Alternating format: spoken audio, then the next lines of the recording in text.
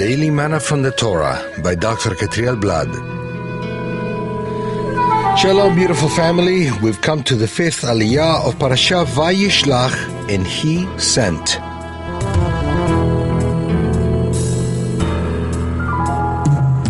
Today's reading takes place in Genesis 34, verse 1 to verse 11, the Ashkenaz version, or verse 13, the Sephardic.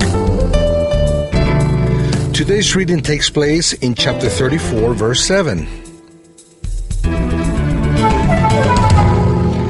The sons of Jacob had come in from the field as soon as they heard of it, and the men were indignant and very angry, because he had done an outrageous thing in Israel by lying with Jacob's daughter.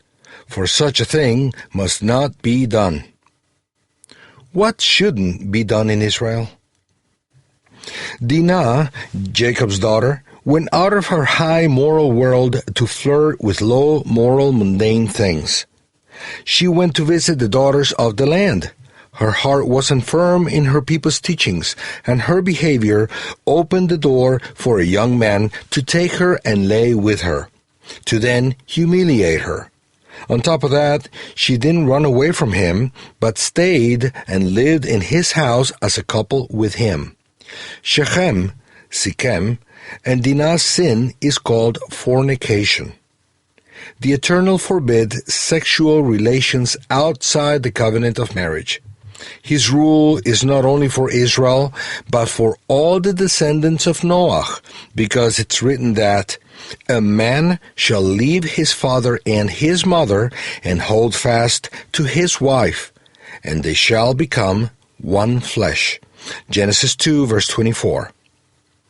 If a man doesn't announce that he is leaving his father and mother in a public event, he cannot be one flesh with that woman.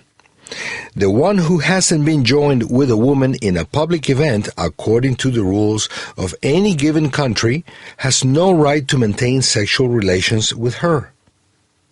A man who's not married a woman through marriage laws cannot be intimate nor live with her.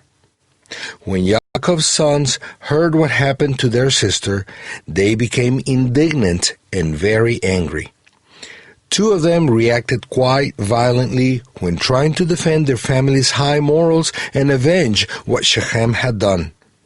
Even though what these two brothers did wasn't correct at all, they were right in their minds regarding protecting a high moral standard, not only to obey the Eternal and sanctify His name, but also to protect their people from this kind of sin that always takes civilizations to destruction. They believed that having sexual contact with someone without a legal marriage was an act of infamy that should not take place in Israel. Besides, the people of Israel had a calling to be sanctified, and uncircumcised peoples should not mix with the seed of Abraham.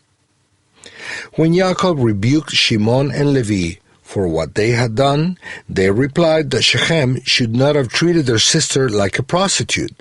Chapter 34, verse 31.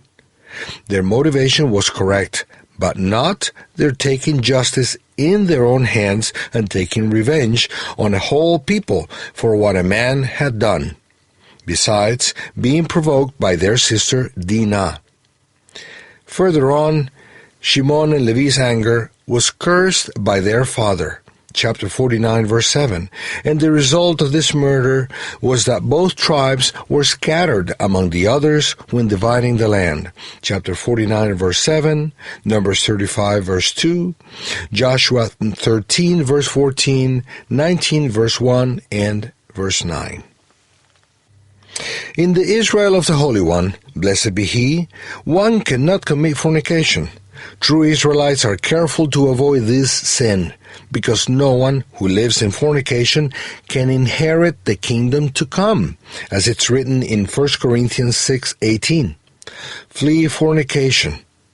Every sin that a man does is outside the body, but he who commits fornication sins against his own body. And Ephesians 5, verses 5 through 7. For you know this, that no fornicator or unclean person or covetous one who is an idolater has an inheritance in the kingdom of the Messiah and of God.